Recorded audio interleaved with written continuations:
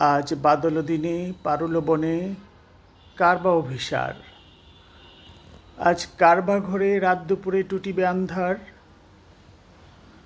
আজ নিঝুম রাতে পিদিম হাতে বলো আসবে সকাকার। আজ বরষ রাতে কার বা সাথে বলো প্রণয় হবে কার।